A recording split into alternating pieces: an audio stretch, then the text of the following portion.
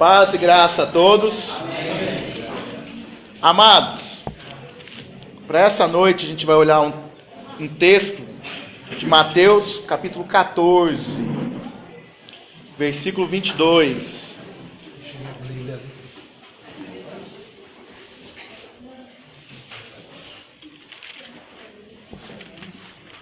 Depois eu te explico por que a gente estava ligado, beleza? Ah, tá.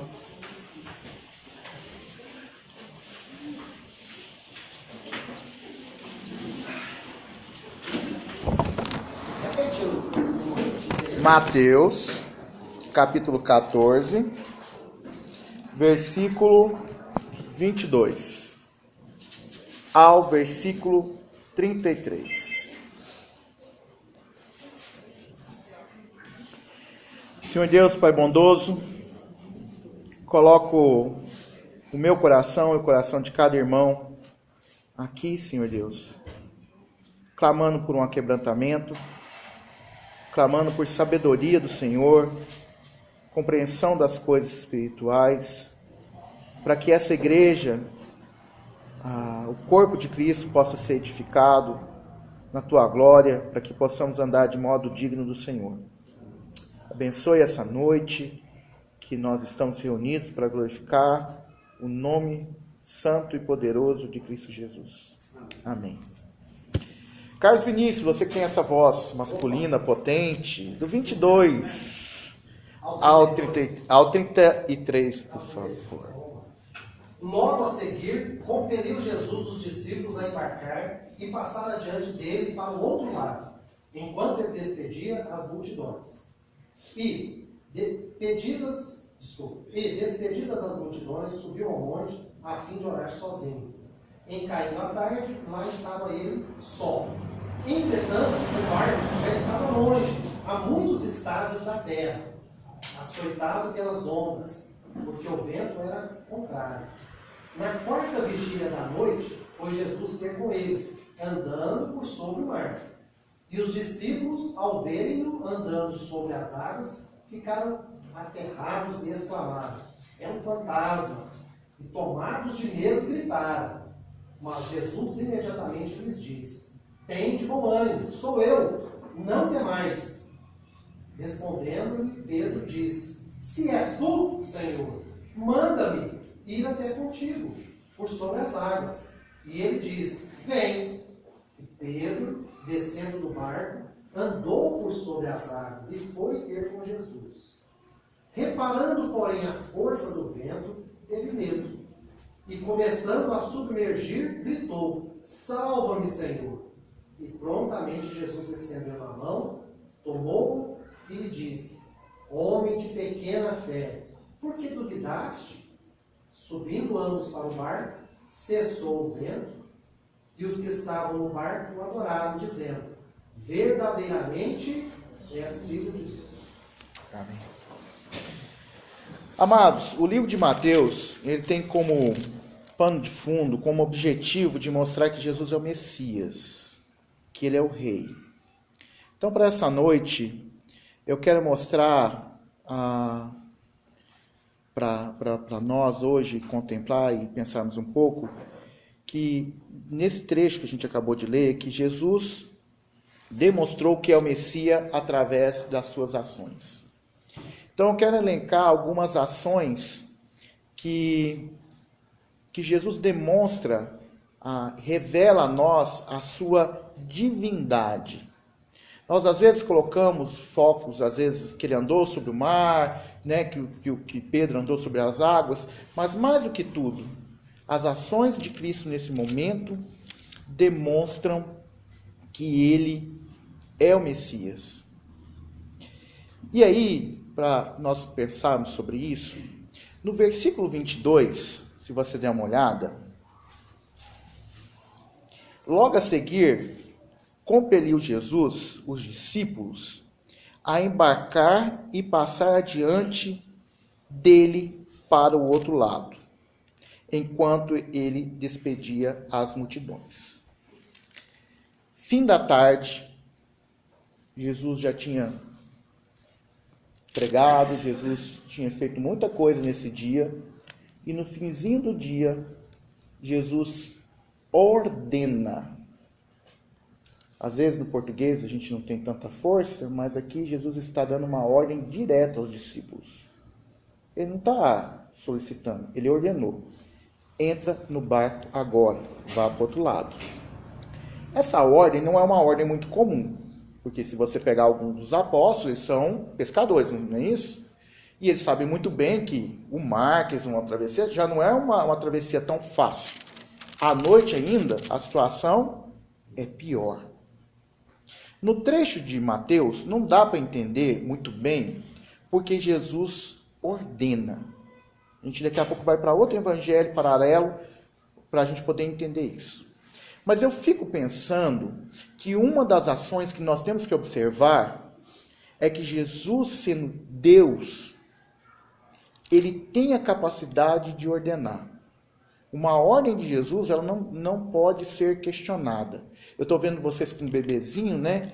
E às vezes, vocês vão passar por isso, né? Às vezes você vai colocar o lixo para fora, né? E o Pedro, que era pequenininho, e às vezes vinha um homem bêbado, e você ficava receoso, porque você está com seu filho do lado, né? E vira para ele e fala assim, entra para dentro, né? Hoje o homem moderno tem dificuldade de conseguir aceitar uma ordem.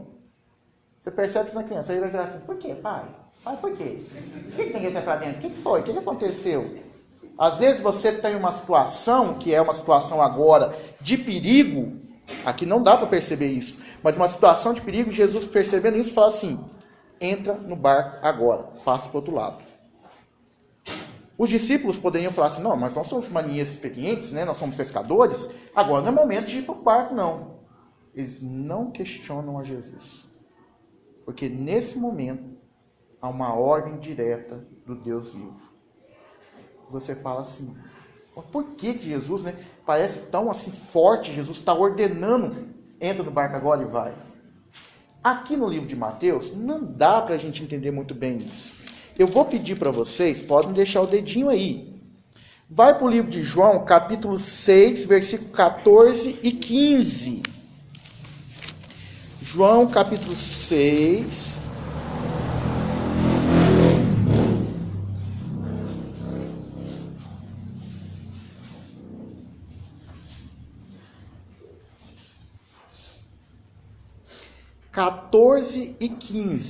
João, capítulo 6, 14 e 15. O que tinha acontecido antes, momento antes de Jesus dar essa ordem para eles entrar no barco? Jesus tinha multiplicado pães e o quê? E peixes. Então vamos colocar na cultura deles. Imagina qual é a maior necessidade. A gente pode perguntar, talvez Lice e Bruce podem entender isso muito bem. A maior necessidade na África é comida. Eles não estão preocupados com internet, com rua asfaltada, eles não estão preocupados se a camiseta está combinando com o sapato, se é que eles se preocupam com o sapato. A base é a alimentação. E nessa cultura agora, a preocupação é ter o quê? O que comer. Agora aparece um homem que me dá o que comer, sem eu ter que trabalhar, o que eu falo? Que é isso aí? Eu quero ele como o quê? O meu rei. Mas a intenção desses homens quererem Jesus pelo ser rei, não foi porque o que ele está ensinando, ou porque aquilo que ele fez, ou entenderam, compreenderam os sinais que ele estava fazendo. Mas eles queriam falar assim, ele me dá o que eu preciso. Ele pode me dar comida. Olha o versículo 14 e 15. Vendo, pois, os homens o sinal que Jesus fizera, disseram, este é verdadeiramente o profeta que deveria vir ao mundo. Beleza. Aí, sabendo, pois, Jesus que estavam para vir com o intuito de arrebatá-lo para proclamarem rei, retirou-se novamente sozinho para o monte. O que Jesus está resguardando os discípulos aqui e ordenou? A intenção das pessoas é falar assim, esse homem nos deu o que comer. Vamos proclamar ele rei. Esse homem faz coisas que provém de Deus. Vamos fazer ele rei. E falar que queria arrebatá-lo.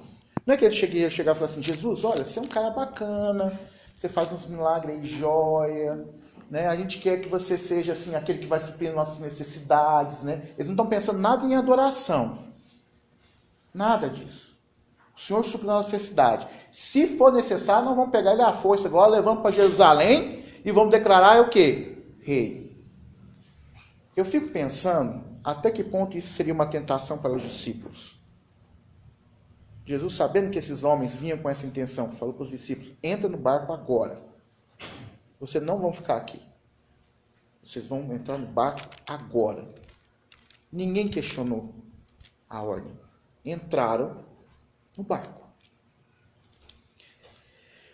E a pergunta que foi bom a gente ter feito essas coisas visitantes, que eu ia fazer isso, né, para saber quem é muito tempo da igreja, se tem um visitante, né, que às vezes ele pode estranhar o que eu vou falar aqui agora, e aí a gente teria que ter um pouquinho mais de tato, né? Mas o que aconteceu com esses homens porque obedeceram a Jesus? Eles entraram no barco. O que aconteceu com eles?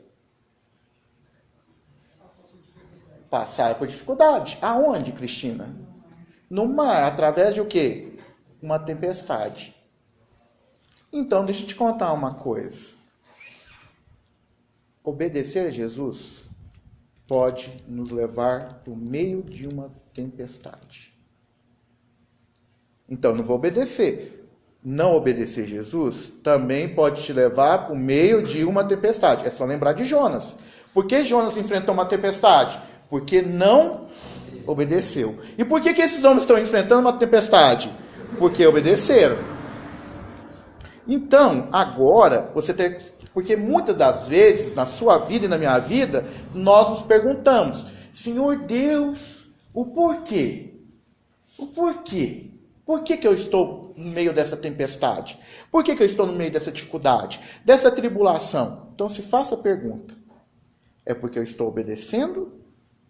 Ou porque eu estou desobedecendo? Porque existe um evangelho falso e mentiroso que você ouve. Por favor, não divulgue isso na internet, porque defama o nome de Jesus. Mas você ouve um evangelho, venha para cá, é só vitória, é só bênção. E deixa eu te contar uma coisa. Obedecer a Jesus pode nos levar para meio de uma tempestade. E vou falar outra coisa. Não foi a primeira tempestade que eles enfrentaram. Essa aqui é a segunda. E a primeira também foi porque eles obedeceram. Na primeira, olha como são as coisas.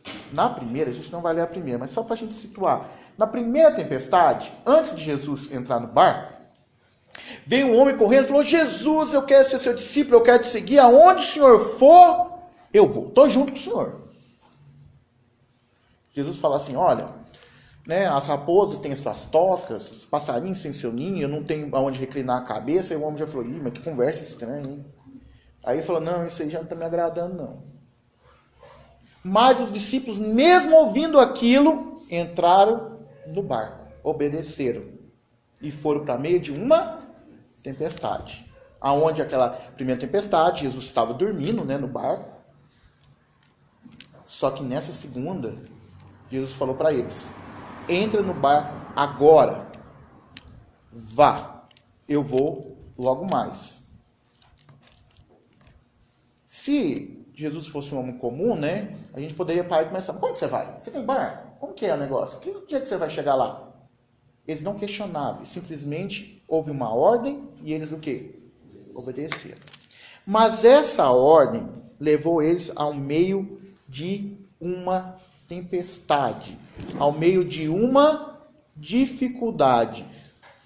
Nós ouvimos agora, mesmo na escola dominical, Paulo passando por dificuldade porque ele o quê?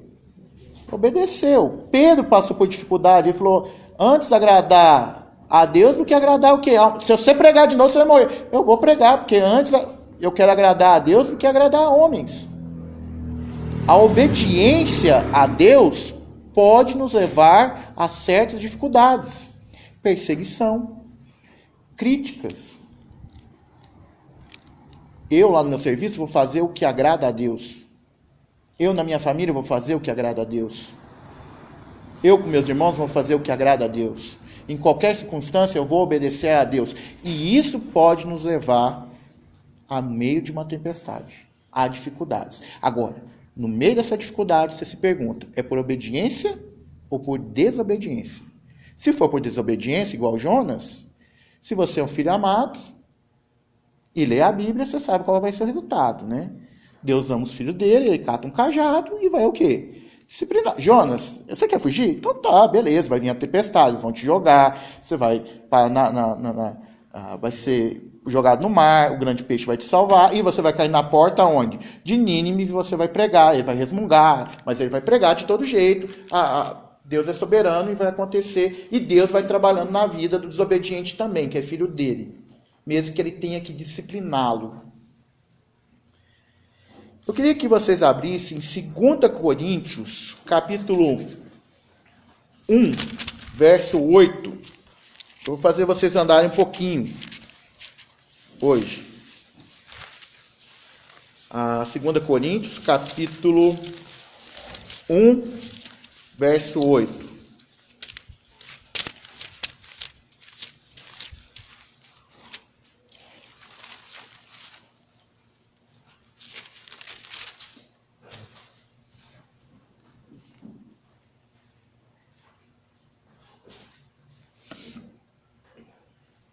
Paulo falando, porque não queremos, irmãos, que ignoreis a natureza da tribulação que sobreveio na Ásia, porquanto foi acima das nossas forças, a ponto de desesperarmos até da própria vida.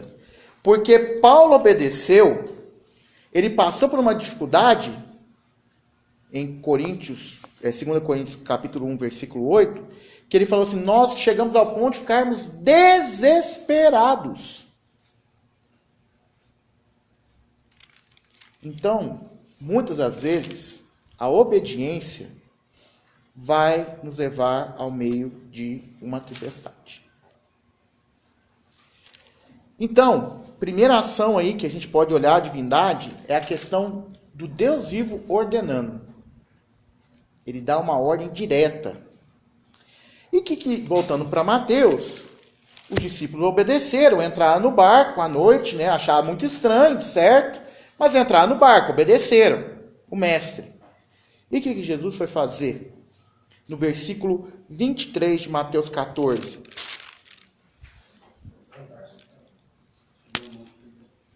Exatamente. E despedindo as multidões, né, subiu ao monte a fim de orar sozinho. Em caindo a tarde, lá estava ele só. Outro aspecto da divindade de Cristo é que ele é um com o Pai e com o Espírito Santo. Sabe o que Cristo foi fazer naquele momento? Depois de ter aquele dia todo ensinando, fazendo sinais, ele foi ter um tempo de intimidade. O Pai, o Filho e o Espírito Santo. A gente não tem nem noção, mas naquele monte lá, o Pai, o Filho e o Espírito Santo estavam tendo intimidade. Ele foi orar. Ele foi ter um tempo de comunhão. Aí você se pergunta, né? Aí eu quero que vocês entendam isso. O monte é um lugar especial? Não. Por que ele foi para o monte? Porque ele precisava ficar sozinho. Então tem momentos de intimidade. A gente orou junto, né? Gostei do Carlos Vinícius, né? Falei assim, se entra uma pessoa e fala assim, não, esse povo, tanto que esse povo ora, né? Ora para começar o culto, ora para tocar um louvor, ora para isso, ora para começar a ler a palavra, ora. A gente pode ter esse momento de oração juntos. Mas tem um momento que é de intimidade nossa com Deus. Mais íntimo. Então a gente procura um lugar sozinho. Tem gente que acha que é o monte que é o lugar especial, porque Jesus orou no monte, né? Mas ninguém fala, né? Ora no quarto, porque Jesus falou, quer orar, ora em seu pai em segredo, no mesmo livro, né? vai entrar no seu quarto e vai orar. Jesus orou no jardim, né? Ninguém fala que vai orar no jardim. Então, o local em si não é a questão. Mas ali, naquele dia, depois de atender a multidão, cuidar da multidão, ele foi ter um tempo de comunhão entre eles, individual. O texto não fala o que Jesus está orando, né? E também nem faço ideia como é que a Trindade em comunhão, né? Essa questão de orar, né? Se a gente ora pensando em uma coisa por vez, né? Como que ele é o Deus todo onisciente, né? E essa coisa, eu não sei. Não cita o que ele está orando. Alguns comentaristas, algumas pessoas falam que ele está lá no monte orando por quem? Mas o texto não deixa isso bem claro. Isso é uma conclusão que nós tiramos. Mas antes, lembrando, né? Quem esteve na vigília, foi bom ter pessoas daqui na vigília. Lembrando que oração está implicado o quê? Adoração. Né? Essa parte Cristo não tem, porque ele não é igual a nós, né? Que nós temos na nossa oração confissão de pecados, ele não tem isso. Mas tem a oração, tem súplicas, tem ações de graça, tem submissão. A Cristo submeteu isso. Tem uma outra oração que ele fala, seja feita a sua vontade, né, não a minha. Ele submeteu. Então, quando ele tirou um tempo de comunhão, há várias coisas que estão embutidas ali. E nós não sabemos especificamente o que ele orou. Alguns comentaristas falam que ele está orando para os discípulos. Eu não creio que é somente isso. Eu creio que aqui ele está mostrando que a santidade da comunhão não é porque ele teve um dia cansativo, né? Você pode ter um dia exaustivo fisicamente. Falar, gostei do que você falou. Não, a gente acha que não dá, mas eu sei que é um esforço estar aqui hoje, né? Você podia falar, não, hoje a gente, né, passou por um processo, essa semana que foi tanta correria, a gente podia nem estar lá. Mas mostra a santidade da comunhão. Nada mais importante para Cristo do que a comunhão entre o Pai, o Filho e o Espírito Santo. Ele tirou um tempo. Lógico que a nossa mente pensa que Cristo nunca abandonou os seus discípulos e Cristo nunca nos abandonou. Então eu sei que muitos dos irmãos aqui já estão com a mente lá em Romanos. Eu vou pedir só para a Cristina abrir para mim lá, porque ela ama Romanos. Romanos, ela e Bruce. Romanos, pode ser que outra pessoa ama, eu não sei. Romanos 8, 33, 34, Cristina. Só a Cristina lá.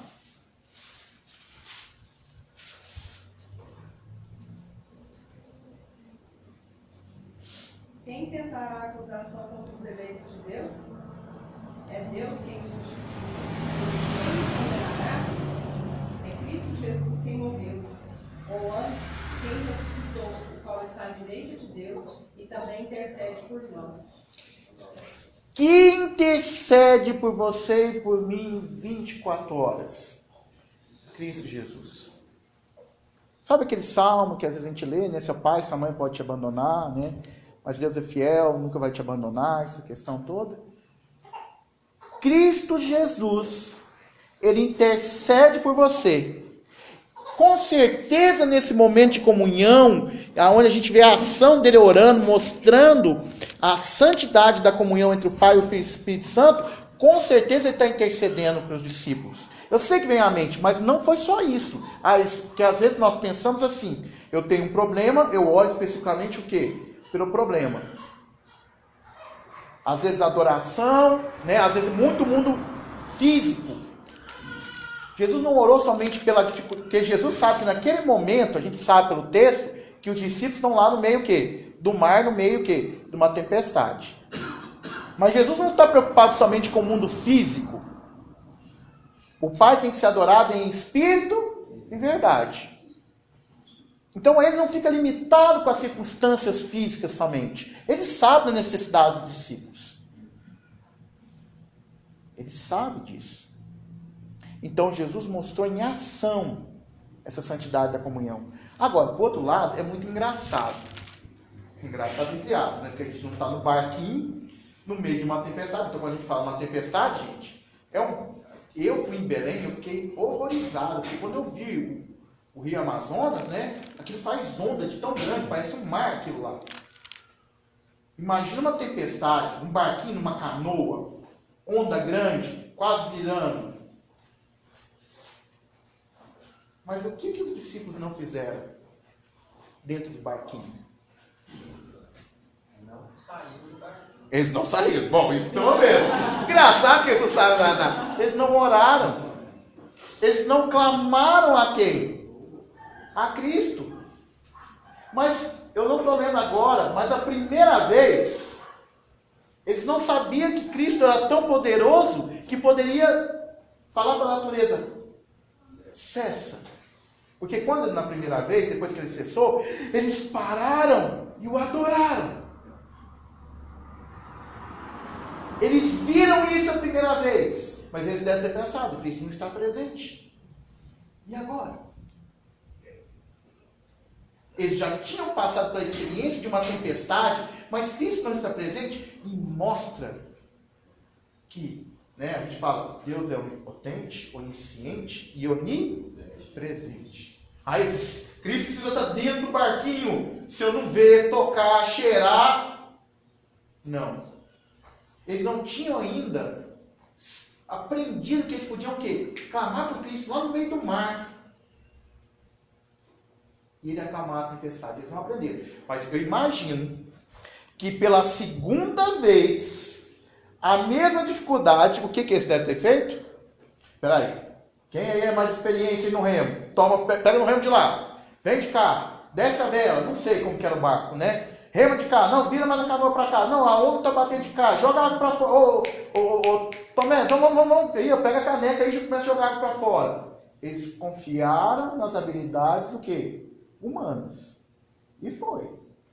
O texto de Marcos depois vai falar que Cristo quis passar adiante, né? Que eles estavam no barco aqui e Jesus estava andando em paralelo com eles depois, né?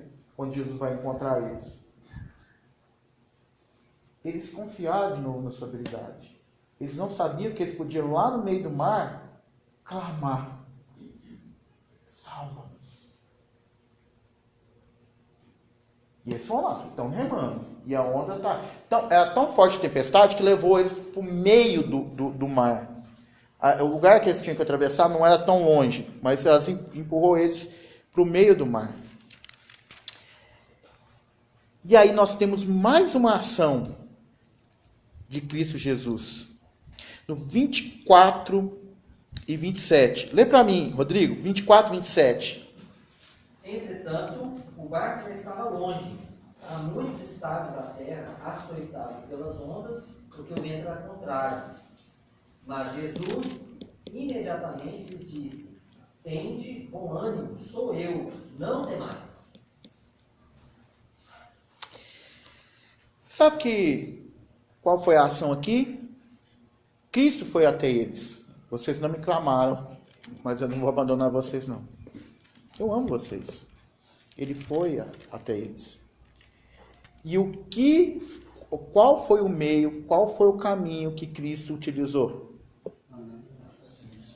No meio da tempestade. Ele utilizou aquilo que dava medo, angústia, risco de morte, como mecanismo, como caminho para o quê? Se aproximar de quem?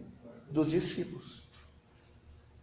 Muitas das vezes, quando nós obedecemos a Cristo, nós somos empurrados ao meio de uma tempestade, nós não estamos desamparados. Ele intercede por nós. Ele se aproxima de nós. E talvez é aquela dificuldade que vai ser o instrumento a qual a gente vai sentir mais a presença de Deus ainda.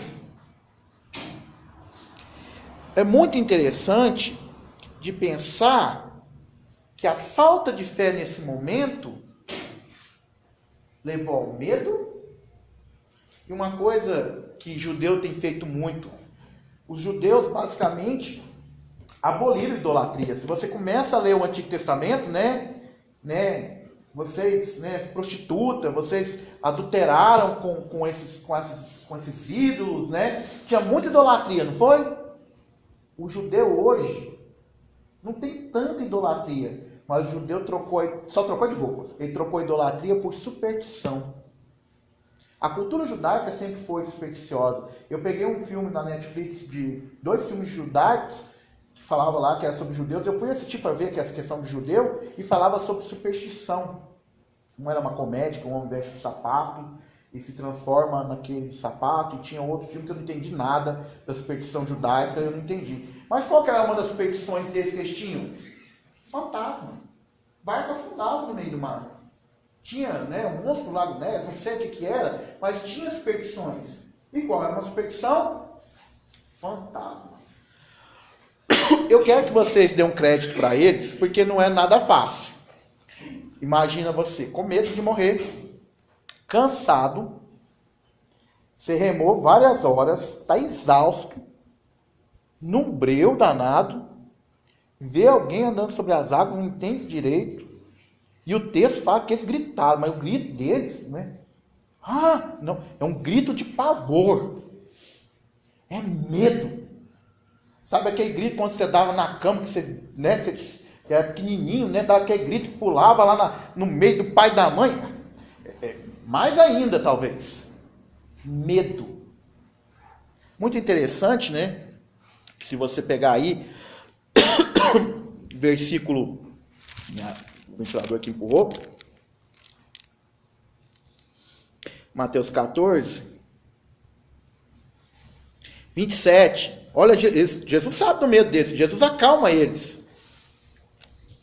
Mas Jesus imediatamente lhe disse, né, vendo o medo, pavor que estão, fantasma, né, esse grito, desespero todo dentro do barco, ele fala assim: tem de bom ânimo, sou eu. Sou eu. Não temas. Uma aplicação já para nós, né? Eu sei que é difícil. A carne, lá no fundo, vai falar assim: será mesmo que ele é poderoso? Às vezes a gente fica com dúvida. Eu estou passando por uma dificuldade. Saúde, perseguição, ou qualquer coisa que seja dificuldade, uma dificuldade física, uma dificuldade espiritual na minha vida, e a carne, Satanás vai lançar o quê na minha frente? Medo. Mas se eu olho que Jesus tem poder para ordenar qualquer coração humano, entra dentro do barco, o coração do faraó endurece, de qualquer homem, ele tem esse poder. Que ele tem uma comunhão, Pai, Filho e Espírito Santo, santa, perfeita, que há sabedoria na Trindade, que os planos deles são perfeitos, nada acontece sem a permissão de Deus, nada acontece fora do controle de Deus. Se eu entendo que no meio das minhas dificuldades, Cristo vai até mim, mesmo que eu não clame por Ele, eu não posso temer. Quer dizer, não é que eu não posso temer, eu não deveria o quê? Temer. E medo faz o cristão se tornar infrutífero. Não se tornar um bom obreiro que maneja bem a palavra de Deus. Nos paralisa. E ele fala: não temas, sou eu. Agora, uma outra coisa que é muito importante a gente ver o Messias em ação, você sabe o que é muito legal? Ele capacita seus discípulos. Porque nós falamos muito de Pedro, né? Pedro é 880. Às vezes a gente fica rindo das atitudes de Pedro. Não, Jesus, aonde o senhor for, eu também vou e tal. E o soldado vai prender Jesus, ele arranca a espada e sai cortando a orelha. E depois uma menina põe ele para correr, fala assim: não sei se é Jesus, e ele corre. E aí ele fala, né, o galo canta. Aí depois ele vê Jesus, aí ele desanima, volta a pescar. E vira Pedro aquele negócio, turbilhão de emoções, né, Pedro? A gente às vezes ri muito de Pedro, né, fala, muito sanguíneo e tudo mais. Mas agora você tem que dar o braço a torcer para Pedro.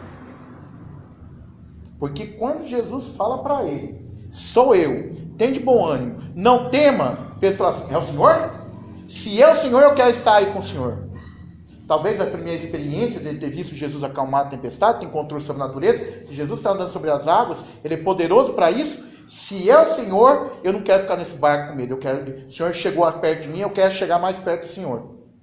Se é o Senhor, fala para mim, é aí que eu vou. Fé. Nós temos que agora olhar Pedro como um herói de fé. Minha esposa gosta muito desse negócio, né, Heróis da Fé. Ela gosta de escutar e eu também escuto às vezes com ela. Escuto alguns na internet. Mas Pedro agora foi um herói da fé. Que coragem. No meio de uma tempestade, pôr o pezinho para fora do barco na água. Porque Cristo falou, então vem. Qual é uma ação que o Messias faz com os discípulos?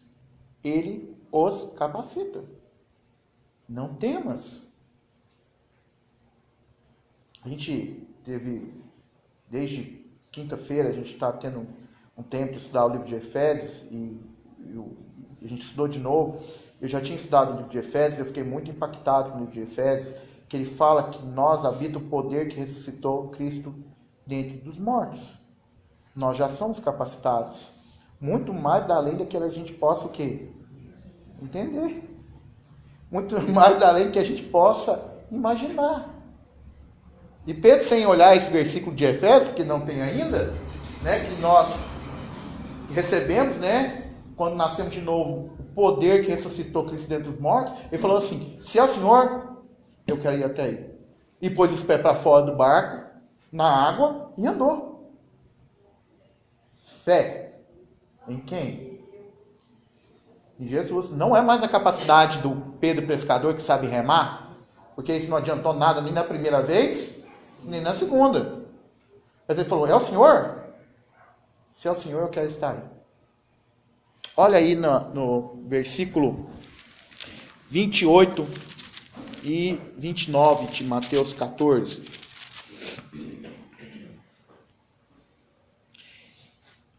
Respondendo Pedro, disse, se és tu, Senhor, manda-me ir ter contigo sobre as águas.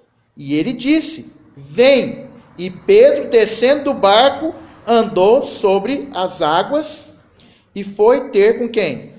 Com Jesus. Pedro aqui foi capacitado, não por ele, a fé não é dele. O poder não é dele, mas ele foi capacitado para andar sobre as águas. Jesus falou para ele, vem. E ele foi. Você consegue imaginar que Pedro teve o desejo mais fantástico dentro daquele barco? De falar, é o Senhor que está aí? Então eu quero chegar aí perto do Senhor, eu quero ir para onde o Senhor está. Me chama que eu vou. E Jesus falou para ele, vem. Ele deu um passo o quê? De fé. Se ele não capacitar você, você não pode fazer nada. Se Cristo não entrar na sua vida, se você não nascer de novo, essas coisas espirituais não tem como você fazer. Tudo que nós fazemos hoje, porque nascemos de novo, é por intermédio dele. Nós somos capacitados através dele, daquele sacrifício lá na cruz, que com o seu sangue nos remiu, nos libertou dos nossos pecados. Nós morremos com Cristo, fomos crucificados com Ele, nós fomos sepultados com Ele. Quando Ele ressuscitou, nós glorificamos juntamente com Ele. E nós fomos capacitados ao ponto de ser chamados filhos de Deus, de sermos conformados ao caráter de quem? Cristo Jesus. Isso é maravilhoso. Isso é muito joia. Rodrigo, só o Rodrigo lá. Filipenses 4, 12 e 13.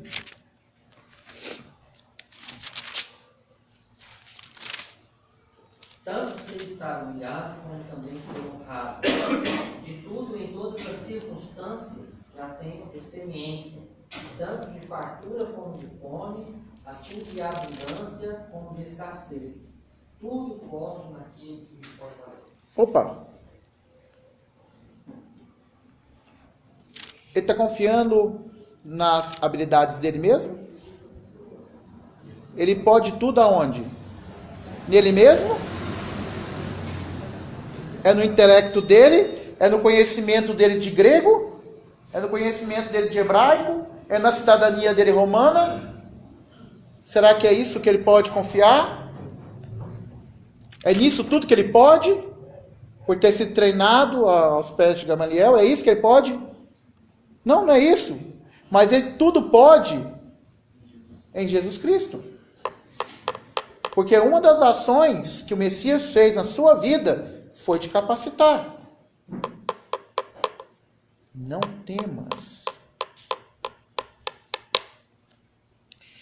Mas aí, você fala, nossa, o trem tá ficando bonito, tá bonito demais, tá bonito demais. Andar sobre as águas, isso dói. É poder demais, é unção demais. Beleza. Só que aí Pedro começou a dar um passo. Não fala quantos passos Pedro deu, né? Mas ele deu alguns passos lá, né? E de repente, o que aconteceu com Pedro?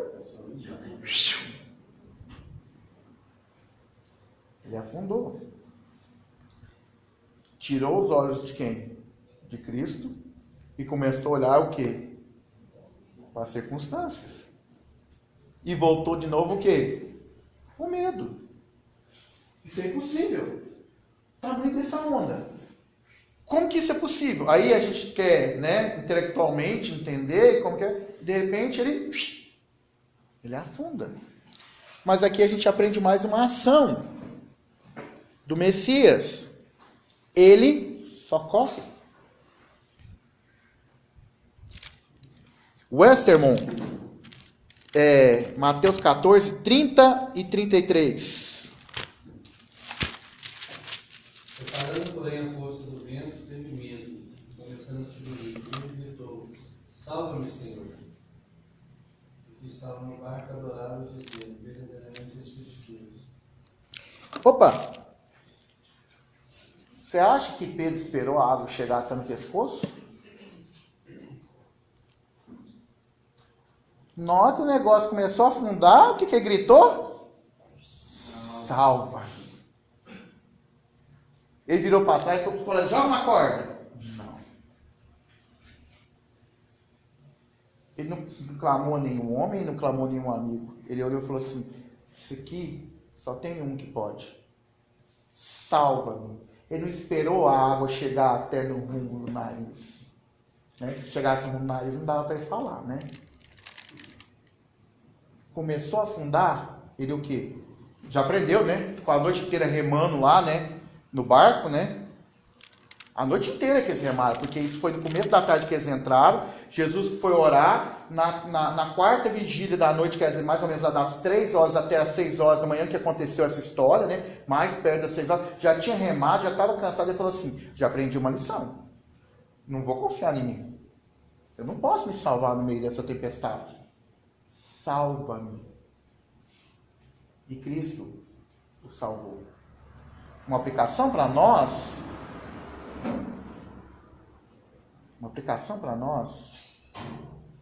é que no meio de uma tempestade, nós não precisamos esperar a água chegar até no rumo do pescoço para clamar por socorro.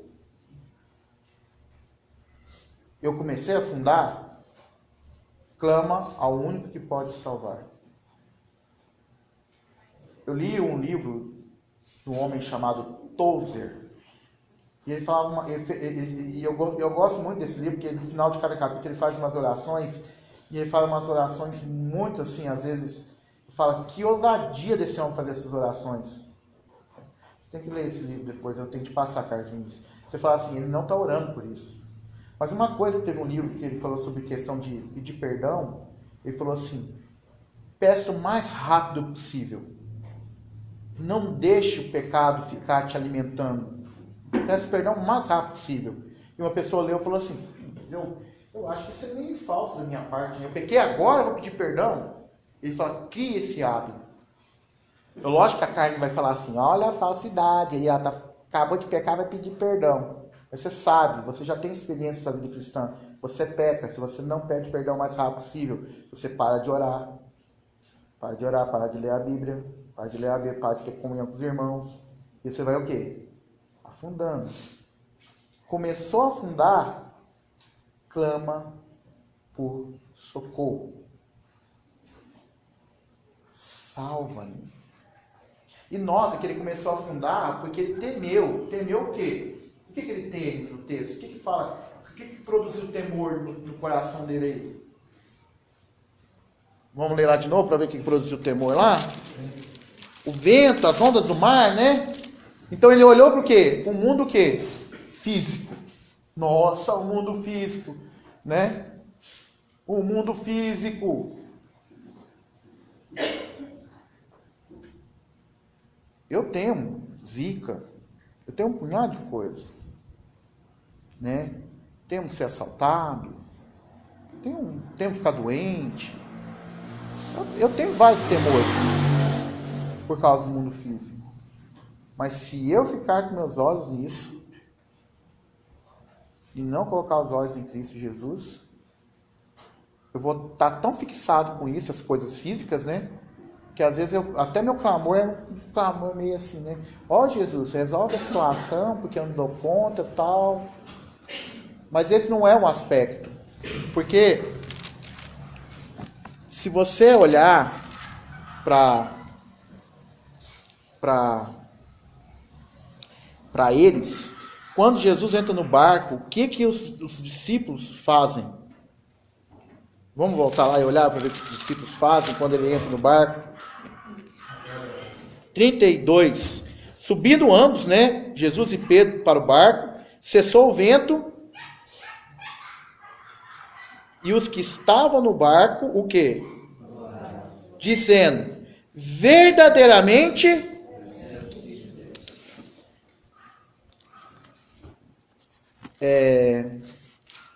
eu vou pedir para vocês, abre no livro de Jó, capítulo 9, lá no meio da Bíblia, mais ou menos, lá.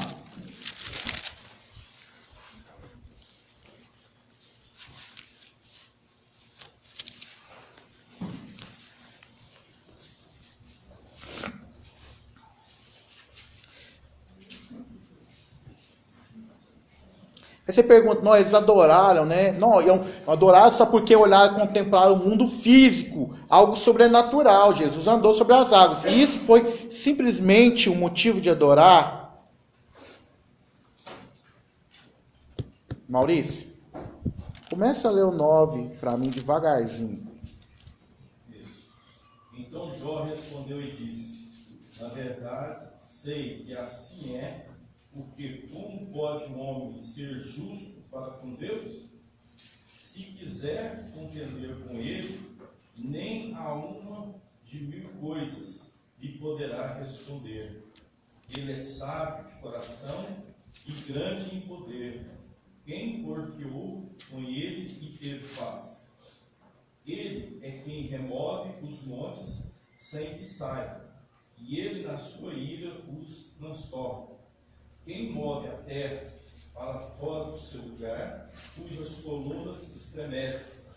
Quem fala ao sol, e este não sai, e ele sela as estrelas.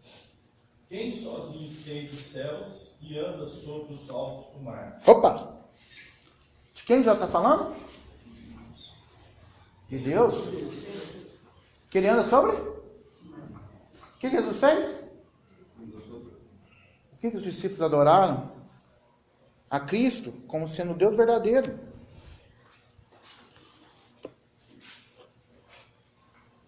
Ele é Deus. E porque Ele é Deus, você sabe qual é o alvo que Mateus coloca nesse texto? É o final. É muito maravilhoso a gente ver até aqui agora. A gente vê Cristo em ação, Ele orando, ele ordenando, Ele se aproximando dos discípulos, Ele capacitando, Ele socorreu, mas isso tudo tem uma finalidade. Qual foi a finalidade? Mostrar que Ele é Deus para quê? Para adoração. De nada adianta. De nada adianta. De nada ia ter valor se esse Deus fosse um Deus simplesmente que nos capacita, que nos salva e tudo mais. Mas o que ele quer produzir, no final de tudo, é o que no coração do discípulo? A adoração. Porque ele é o Deus que anda sobre o mar. Eu gostaria que você digerisse esse texto durante a semana. É um texto muito forte. Muita coisa aqui, tem muita coisa aqui embutida. Que pode ressaltar outros versículos da sua mente, Hebreus, e muita coisa que você poderia estar lembrando. Então lembre disso. Que Jesus, nas suas ações, as ações dele, tem um alvo. Levar o discípulo o quê? O adorar. E eu espero que, eu clamo isso para a minha vida, às vezes eu sou um Jonas na vida, eu sou muito desobediente, tem hora. E às vezes eu vou para a tempestade por causa da minha desobediência. E pela misericórdia de Deus, como filho amado, às vezes eu sou disciplinado. Também já experimentei algumas dificuldades por obedecê-lo. Depois, com um tempinho em casa, dê as bem-aventuranças. Por que você vai ser perseguido? Bem-aventurado que é perseguido porque tem fome e sede de justiça. Mas não a justiça dos homens, mas a justiça de quem? De Deus. Porque você tem fome e sede dessa justiça. Você ama a Deus sobre todas as coisas. Você quer obedecê-lo. Não porque, eu falei disso, mas eu preciso só ressaltar isso. Eu não quero que você obedeça para você simplesmente ganhar pontos. Não é uma questão de ganhar pontos, mas é uma questão de amor, de gratidão. A nossa obediência é porque nós contemplamos esse Deus tão maravilhoso que nós adoramos, que morreu por nós, que nos libertou do pecado, nos trouxe para o corpo, que somos parte da família, que nos deu uma herança maravilhosa, e eu olho e falo assim, não mereci isso tudo, e isso produz em mim o quê? Gratidão, por isso eu obedeço. E eu sou tão grato a Deus que eu posso obedecer a Ele ciente que às vezes eu posso ter problemas por causa disso. Mas não estarei desamparado, não estarei sozinho. Então vamos orar?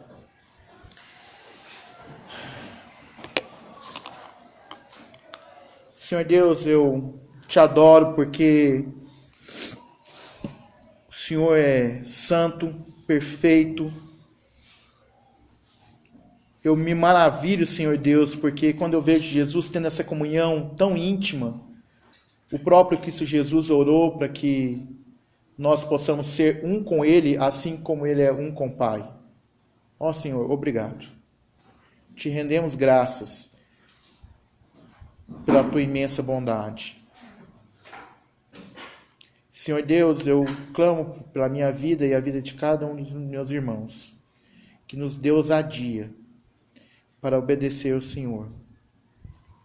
Tire todo o medo que há nos nossos corações, que impede de a gente usufruir daquilo que o Senhor já nos capacitou, de andar de modo digno e agradável ao Senhor. Tire todo o temor que existe. Senhor Deus, nos dê sabedoria para que a gente possa, com os nossos olhos, não simplesmente olhar as circunstâncias do mundo, mas fixar a nossa mente e os nossos olhos em Cristo Jesus, sabendo que Ele é mais poderoso que tudo e que qualquer coisa, de qualquer ser. Que mesmo pela maior tempestade que nós vamos enfrentar, que é um dia a morte, por mais medo que isso possa trazer, que possa vir à nossa memória que Cristo venceu a morte. E nós não estamos presos mais a esse medo. Ora a Ti, Senhor Deus, que o Senhor é o Espírito Santo que nos impulsiona até a verdadeira adoração, Te adorar em espírito e em verdade, Senhor Deus. Somos incapazes disso. Somos incapazes de compreender a Tua palavra, somos incapazes por nós mesmos de adorar o Senhor. Mas o Senhor nos capacita. Mais uma vez, Senhor Deus, eu Te rendo graças pela tua fidelidade, pela tua bondade, pelo teu imenso amor. Senhor Deus, eu te agradeço porque eu sei que cada um de nós aqui, como o irmão falou, que fez uma pequena cirurgia, mas eu sei que houve socorro presente ali naquele momento. Eu sei que cada um de nós experimentamos, às vezes com coisas grandiosas e também com coisas pequenas do dia a dia, há socorro, Senhor Deus. E o maior socorro que o Senhor tem nos dado não é simplesmente fisicamente, mas o Senhor tem socorrido de nós mesmos, da nossa carne. O Senhor tem trazido socorro espiritual sobre as nossas vidas. Então queremos te render graças por isso. É o seu Santo Espírito que nos convence da sua justiça, do nosso pecado e dos teus juízos, Senhor Deus. Nós somos convencidos por isso. Isso é um socorro. O Senhor nos deu a tua palavra, o Senhor nos deu a tua igreja para que pudesse nos socorrer em momentos difíceis, Senhor Deus. O Senhor intercede por nós.